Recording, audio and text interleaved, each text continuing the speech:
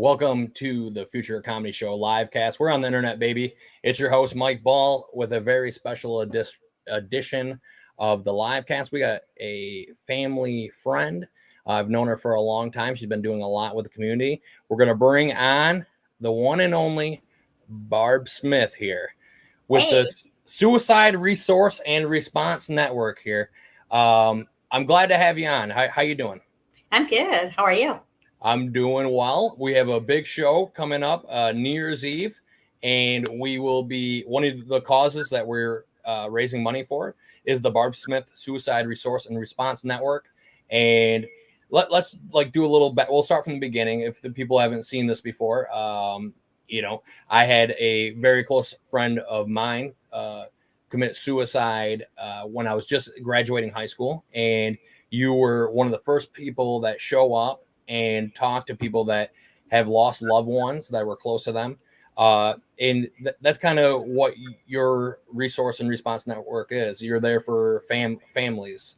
How did you get started into that? Well, similar to yourself, right? You oftentimes have a personal experience that leads you to have passion and drive to help make a difference. So my brother John was 20 years old when he took his life, and similar to your age, then just kind of took off from there of getting trained and educated, and now going out and hopefully helping to prevent deaths to suicide and teaching people the tools. And so it's always it's not like anything that you expect to happen. It's kind of like something like you don't really see the signs. I remember my friend Jake, one of my best friends in the world, like he always seemed like a pretty upbeat person, like very positive. And I wouldn't really ever notice anything until you look at things in retrospect. You go, oh, okay. Is that like something that you like? Is there any like signs that you can be looking for people that may be struggling through this holiday season? Sure. Well, we always say there's a couple of things, right? Like there's standard things that we might look for. And then basically the bottom line, Mike, is it's sort of the behavior change. So sometimes it's very obvious and sometimes it's not. But we almost always, in hindsight, just like you've learned, in hindsight, we do notice some things. And it could be maybe increased alcohol substance use, not sleeping or sleeping all the time, drop in grades or work productivity, sort of lethargic, not being that class clown or the life of the party, just kind of saying things like, you guys would be better off without me, or I'm tired of screwing up. Life has just been too hard and I'm not going to deal with it anymore. So sometimes it's in the behavior and sometimes it's what they say. And I think we as friends and, you as a friend, you might need to just sort of acknowledge, I hear what you're saying and I'm noticing you and we need to have this conversation. Yeah. And that was the thing where my friend was a life of the party. He was very upbeat. Yeah. And sometimes at like the end of the night, he would just go missing. And he was always like, I'm just going to get some hot Cheetos and a Mountain Dew. But really, in retrospect, it was like he was alone. He was going alone. He wasn't taking us with him. He was kind of disappearing and maybe in his own thing. And I wouldn't have recognized it before because I was just, thinking, oh, that's just Jake. That's what he does. Yeah. But he really didn't until he did. Right. Yeah. Like that wasn't his behavior 6 months before. It was his behavior the 2 weeks before or whatever that timeline was. Yeah, it definitely would go on. It was on for a while, and I wouldn't have guessed it. I just thought, hey, he may need some alone time. And is that like something that you're looking for? Somebody who may be isolating, who isn't usually isolating or something like that? Yeah, we see isolation a lot. I think sometimes people who are struggling, they give all the energy that they have to be at work, to function throughout the day, to hang out with friends. And when their body and their mind is spent from pretending, then they have to just check out. And they, sometimes we call it, the sitting and staring at a blank TV, just sitting with the lights out, just staring because they don't have anything left to give. Because if they're struggling, they're doing all they can to be that fun guy, the life of the party, or being productive at work. And that takes a lot of energy when you're struggling with your mental, emotional health. is that kind of like Robin Williams, like a very famous comedian who committed Yeah. suicide? You know, Yeah. some of it they say maybe drug use, maybe like dopamine from doing too much cocaine or something like that. But also, you think it was because he was giving so much and he just wasn't internally happy as well? Or I mean, Yeah. it's hard to speculate, you know, Yeah, but because we didn't know him, but suicide is complex, and sometimes people are using substance use when they take their life, and sometimes they're not. Sometimes they're people of faith, sometimes they're not. Sometimes they're well educated, and sometimes they're not. So what we say is, when an individual is struggling mentally or emotionally, you oftentimes will see some type of a change in behavior, and it can be very extreme or it can be very subtle. yeah, definitely. And if anybody is thinking they're going through a time, is this still the crisis hotline Yeah. 988? Yep. This is So from last year here. 988. Yeah. This is, yep. So 988 is 24 hours a day, 7 days a week. And that number is not just for suicide, it's for any type of crisis. Maybe you're struggling with your parents or alcohol or work, maybe you got laid off from work or you're financially struggling. They're not going to be able to fix your problem, but what they can do is help, kind of bring you down if you're anxious or frustrated. They can really ease your struggles by just talking to you and kind of helping you problem solve in other ways besides suicide.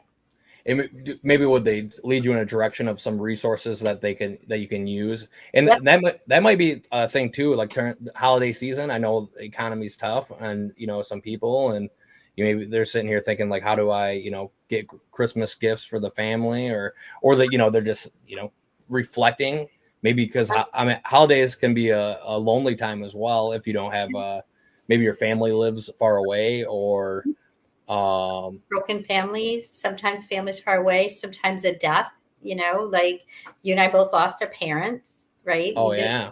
It's like, it is a joyous time. It is a wonderful time, but there's still that little, like, oh, that little cloud that hovers over, like, it's going to be really sad missing them this year. And then you have exciting anticipation. Sometimes there's new birth coming in. Yeah, Right? yeah, there is. Yeah. Yeah. But it kind of goes back to the mixed emotion, right? Like, Hmm. I'm excited for Christmas, but there's that little bit of, I'm really missing my mom. So surround yourself, if anybody's struggling, really surround yourself with positive people. Invite someone to dinner or take an invitation when someone invites you. Sometimes it's easy to say, no, I'm not going. I can't do this anymore. But I always encourage people just nudge themselves just a little bit to accept the invitation, show up. And if it gets too hard, go home. Be the last one parking in the driveway so you have an escape. But, Yeah. we don't want to decline too many invitations or avoid people too much, because that really does increase the isolation if you're already feeling it. So just give yourself a little nudge to say, I'm going to try it. If it doesn't work, I can go home. Yeah. And what about the people who maybe have like a toxic family? Like they're sitting there and they're going, I don't want to go see my Yeah. mom. Like, not my mom, but like I'm saying in Yeah. Yeah. general, like, Like you a have, neighbor, like it doesn't always have to be families.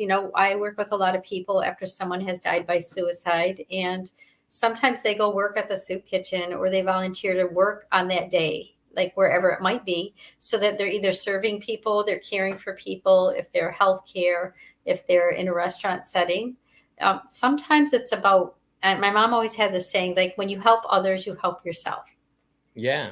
And call from home and check in on people that you haven't heard from a long time, and trying to do something good for someone else, you will really be doing good for yourself.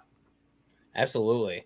Absolutely. I love that. And for the people at home, if this is helping you out and you're enjoying what we're saying and you're learning anything, make sure you like and share this stream. It helps us to get up into the algorithm so people can get this message. And you can check out all the resources that we have here on your website here, srrn.net, which you have like training for people who can like find, like help spot something, help spot somebody who may have a depression on there. And then again, we're doing the New Year's Eve show, and you can pick Barb Smith's Suicide Resource and Response Network as the cause that you want to support. 100% of the ticket sales are going to local causes.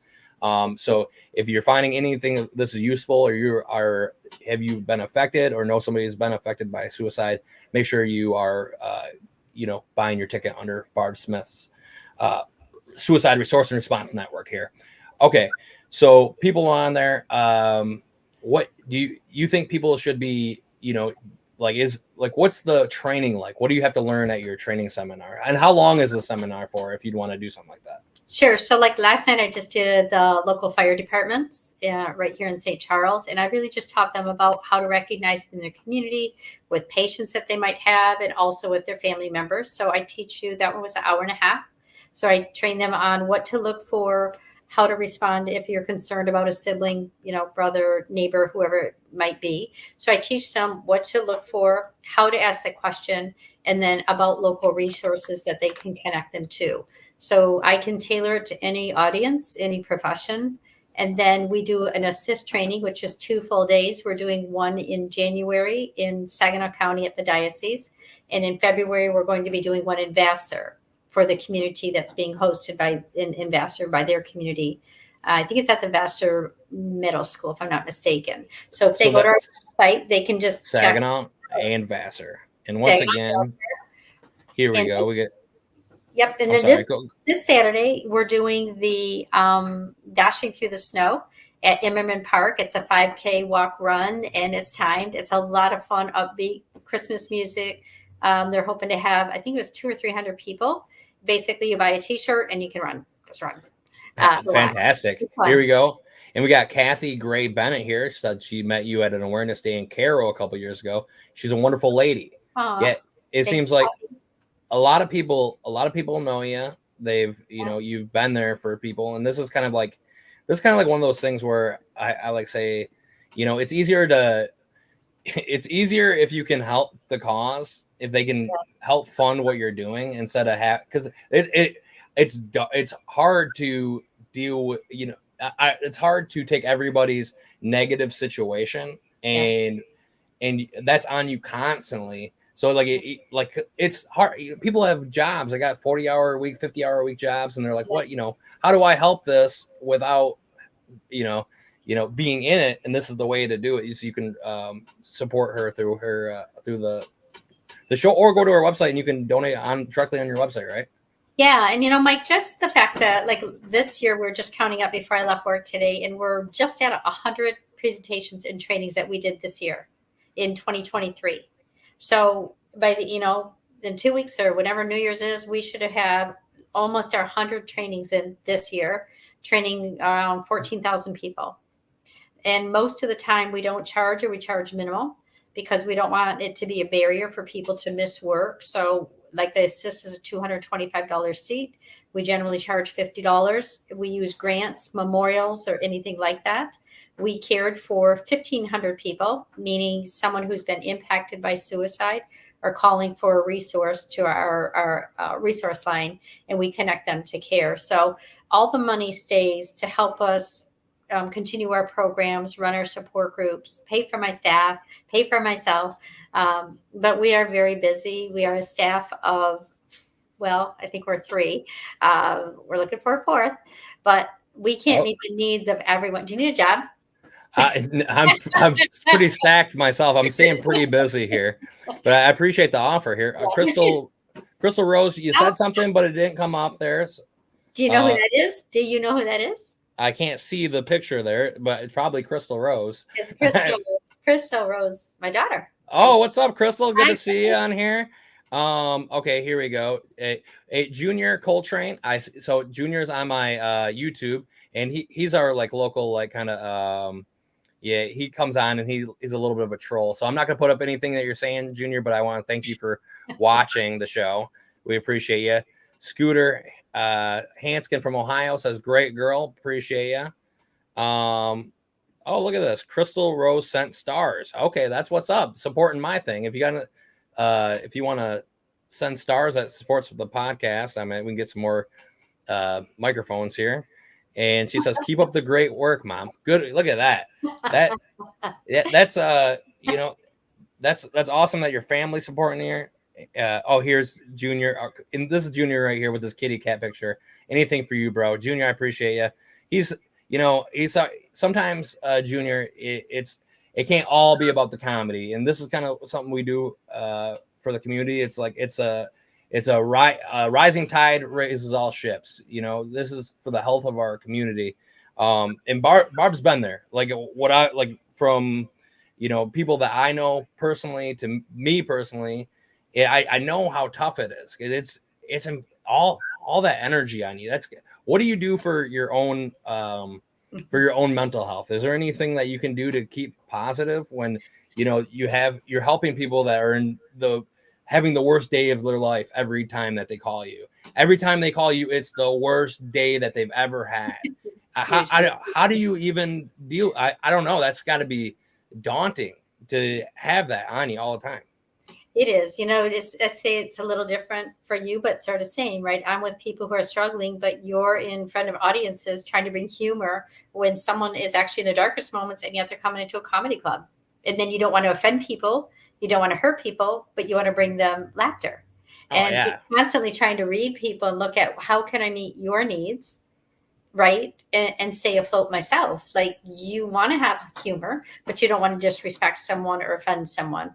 I think you do that during your shows anyway. Well, for me, I'm not worried. I'm not worried about where the people are at. You know what I mean? Yeah. I just am going to perform to the best of my ability.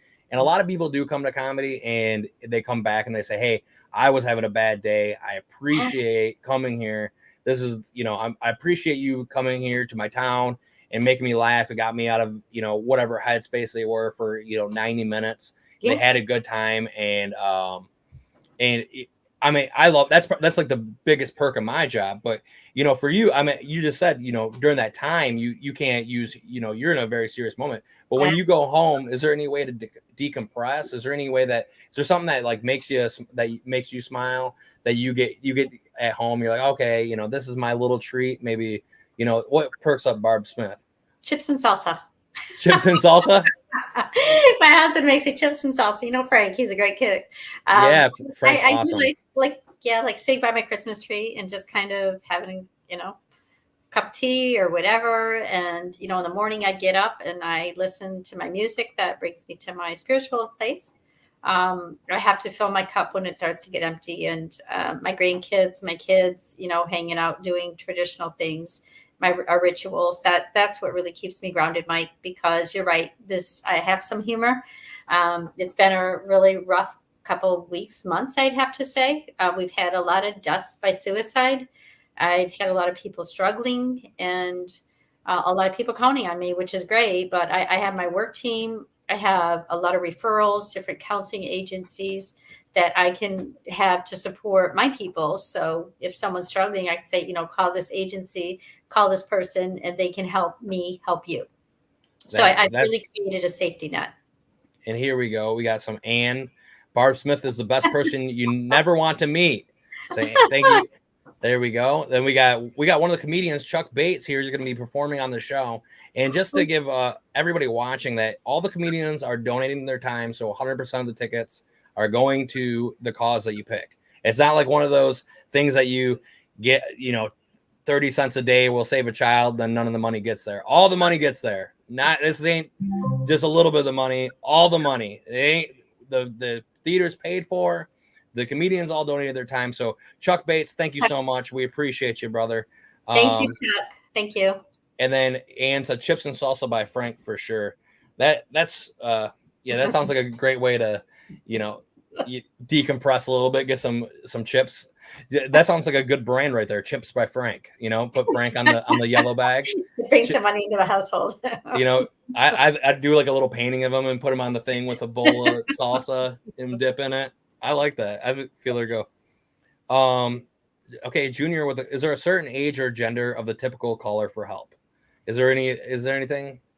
Actually, there's not. Actually, that's a really good question. And I have anyone from a parent calling concerned about their 14-year-old to a parent calling about their 25-year-old to I just had someone 70 years old calling that was struggling. He was grieving and needed some help.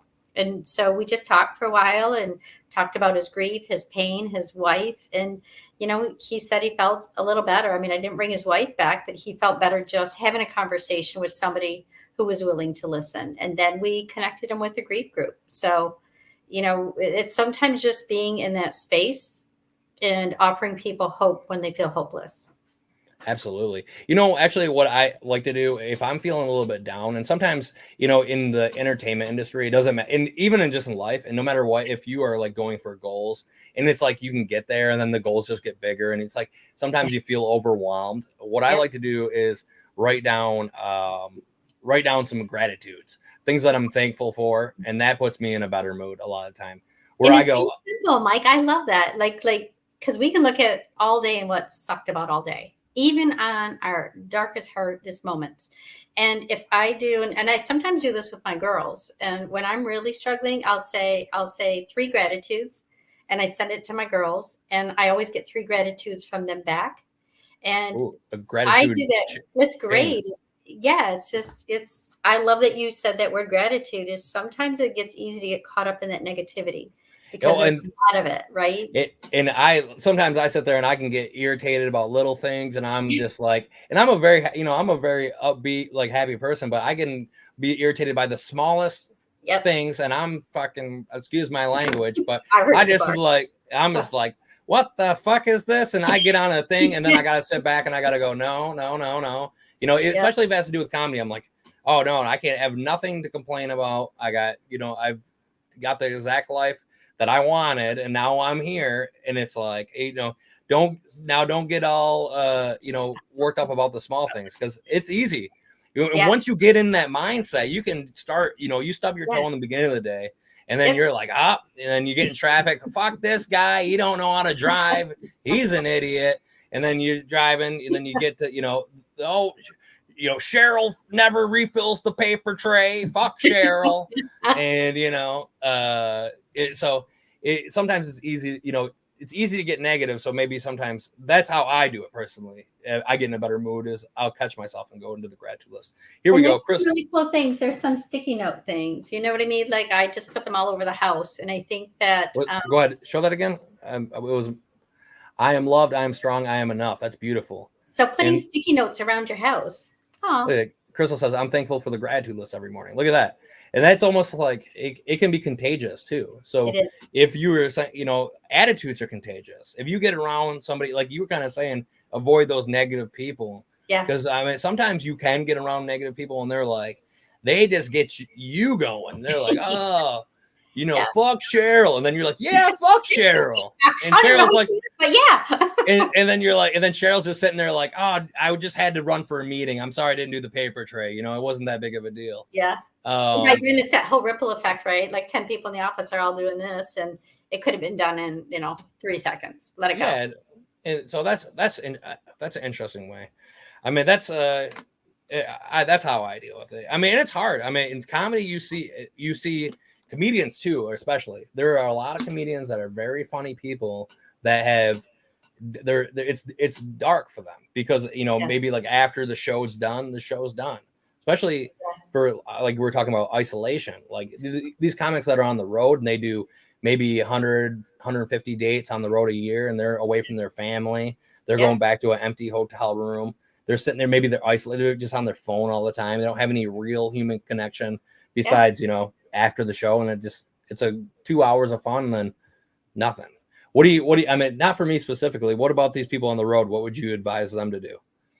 I think whenever I travel, and I travel a lot lately, and I'm sort of like that, Mike. It's like you're in a group of 400 students the other day, or 200, and you're anxious getting there. You get yourself set up. You're having conversations. You're engaging. Then I get in the car, and I'm like, "What the hell just happened?" And sometimes I have to call my staff and like debrief on the way back. But I turn on my music. Like it's my Christian music that has brought me to that space that I need to bring myself back down. But when I travel, for those of you who are comedians or out on the road, I make myself do one thing in every town I travel in. I go to a local restaurant, and I try not to stay in my room anymore. I'll go study down in the main lobby. So I like people watch while I'm studying. Or I almost always go to a courtyard if it's in the summer, and I make myself sit out in a courtyard where there's life and there's people. But I try and go a restaurant, one family restaurant, family owned. And I like to do one, visit someplace touristy or whatever it might be, because if I don't fill my cup, I run on empty, and Yeah, and that's not good. you can't fill from an empty cup. Mm-mm. Yeah, it's definitely some useful information. And if you guys are feeling like you're at the bottom and you need somebody to maybe even just that pep talk. Here's the crisis hotline number, 988. That's all you got to call. There'll be somebody there for you. More resources on your website, srnn.net. Yeah, that's the line. If you're sitting there in your bed and you don't even have the will to, maybe you're sitting there, you're not showering, you're not going nowhere. You're just kind of call that number. Get honestly, help. Mike, they don't send the police. They don't, when you first call it, I want to caution your listeners. When you first call it, you'll hear music that routes you to the nearest operator. So don't hang up if you call and think, oh, screw it, they put me on hold. They didn't. What it's doing is it's routing you to the nearest call center where someone is available. So when you first call 988 or text it, you're going to get a little bit of music. It's going to be a moment till it connects you to a human. And you will always be connected to a human.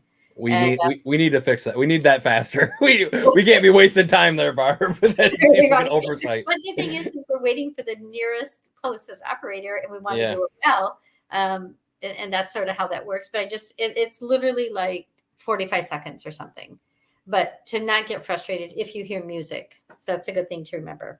Yeah, maybe somebody will be watching that really needs to call out, and make sure you do it, because sometimes you feel like, man, there's not a person in the world, but just like even my friend who was loved, loved, and he didn't see a way out, and he wasn't talking to nobody about it. He wasn't talking about his problems.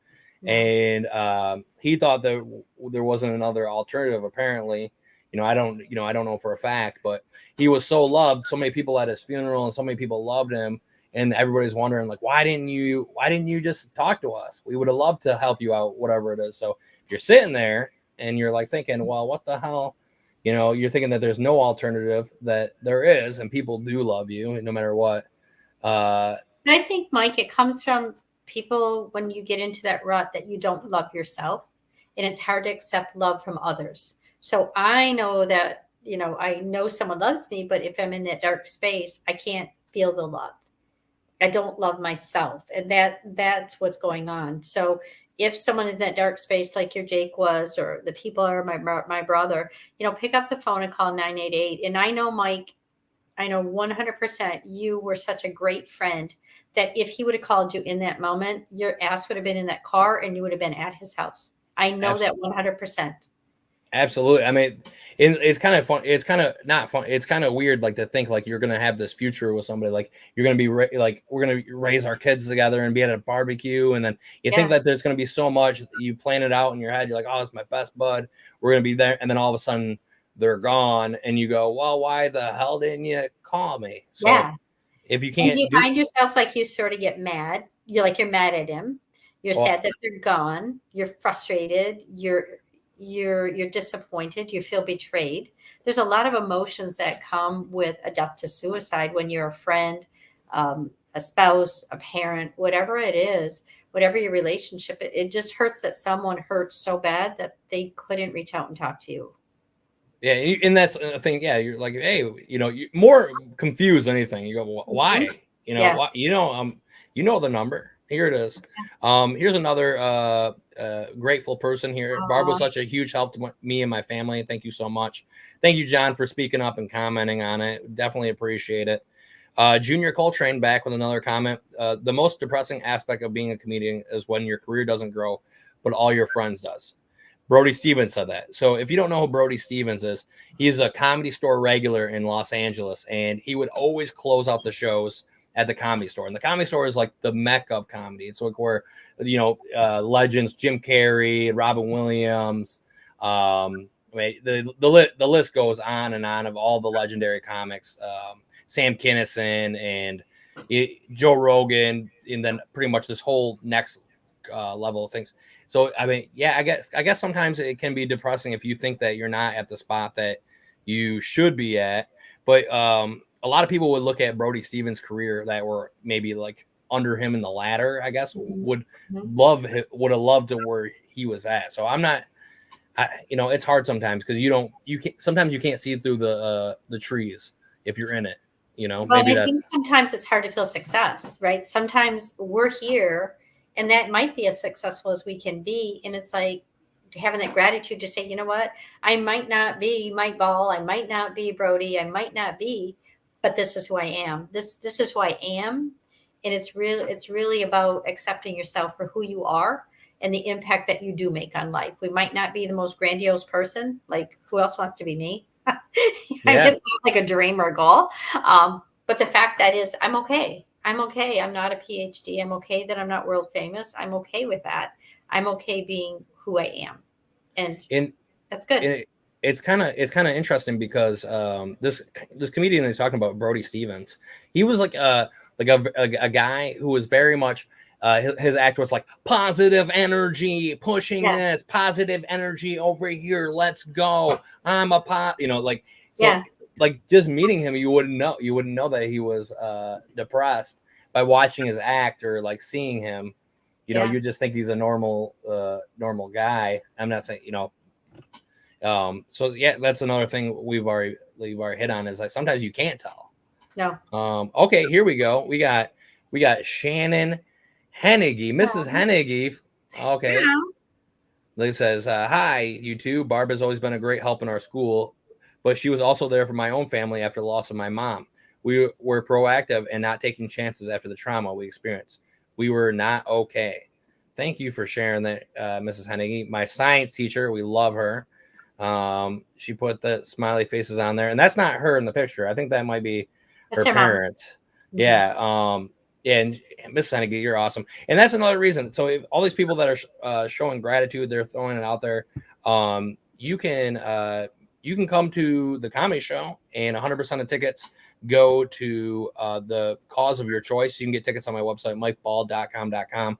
If you can't make it in and you just want to help, you can buy some tickets, give them away, or you can donate directly to her website, ssrrn.net, srrn.net, right there. Here we go. Love you both. Yes, my parents. Yeah, we love you. You're awesome. Awesome science teacher. I'm pretty sure you talked about electricity currents. I remember learning that in your class. You didn't. You didn't learn anything else. Yeah. I was learning. I was a pretty good student. I was learning. I was a student of the arts. Here we go. Barry Southgate said hi. What up, Barry? How you doing, buddy? Here we go. Triple thumbs up. That's where you go. There. So, Mike, I think that when we think about the comedy show, like, what is the age group? Because people did ask me, like, what's the appropriate? Is it 18 and older, 16 and older, family friendly? What is? This is what I would say about that. I would recommend 18 and up, but I would say, and it's an adult show with adult themes. These are all people that have their own, most of it's pretty clean, but there is some adult stuff. So if you are worried about your kids hearing adult humor, then like an 18 F-bomb? and up. Yeah, there's definitely going to be an F-bomb. You're going to hear an F-bomb. It's going to be comedy. It's going to be raw. It's adult humor. It's basically, I'm not making anybody do any there's no restrictions on anybody's act, but I am also letting the comedians know that this is for the community. Try to keep it cleaner if you can, but I'm not making anybody. And just to remember that all these people donated their time. They're all there. 100% of the money is going there. And if you don't like one comedian, there's 9 comedians. So oh my gosh, I didn't even know that. That's 9 people giving their time. 9 people coming out there. The tickets are $25. 100% of tickets are going to the cause of your choice. And Barb just took off. She said, "That's too good of a deal. I'm getting my tickets now." Kathy Gray said, "Not for the faint. Ask my chin." Yeah, so Kathy, I made a ball chin joke about Kathy. Yeah, she was awesome. She loved it. Kathy was awesome. Cry? Did you make her cry? No, she actually was having the best time of her life. She didn't mind having the jokes be on her a little bit. Lots of people who get depressed then get on antidepressants, and it's the medication that makes them suicidal. So medication can kill you, it seems. I mean, yeah, I have to disagree with that, but I'm not a psychiatrist therapist. I think there's a lot of things that contribute. I think medications have helped a lot of people, and yes, for some people they didn't work. But that's, it's very complex, and what we know is it was that individual's perception of their life in that moment. And there's a lot of people who've been on medications that has been helpful and has helped save a lot of lives. So, and it's not black and white. I could see both sides of the coin there, where it's like, sometimes it can't be helpful, or it is helpful, and people are like, hey, that's great, I've been doing really well since I've been on it. And there's some people that say the other way. I guess it's just good to if you're on it, is just weigh it and keep a journal so you can see how you're feeling if you're doing that, so you can look back and go, okay, well, this is what I'm feeling, or this is what I'm not feeling. And that's my advice. I mean, I'm not a doctor, so here we go. Lots of good humor. Yeah, I'm not a doctor, but I did stay at a Holiday Inn Express. That's what the. Here we go. One of these days, I'll be in the front row heckling that boy, and he'll be squirming in his seat that his teacher is right there. Well, Mrs. Henneke, you haven't been to a show. You haven't been to my show. I'm not scared of no science teacher. I'll tell you that. And I've been heckled before. It wouldn't be the first. But I actually invite you to. You should, if you're going to come to a show, this would be a great one to come to. My whole schedule's online. You can check it all out. Boom, boom, boom, boom. MikeBall.com. Like and share the stream if you are enjoying it and you are learning. Let me say, and Mrs. Henneke said you should be. Okay, we're at 36 minutes. We have. I want to keep respectful. Be respectful to your time. I thank you so much for being on here. I think this is a great conversation, and maybe somebody's sitting there and something was helpful that was said to them. Any last words to the audience? I really have a couple. Like, I just want to make sure that, like Mike, like you said, if anyone's struggling right now, call someone that you trust, a trusted adult. And if you don't have anyone in the moment, call the 988. But I am a strong believer that we all play a role in suicide prevention. So if you want to learn how to help, find a training, whether it's mine or someone else's, find a training to learn how to be that friend, to be the voice, and to be that support person.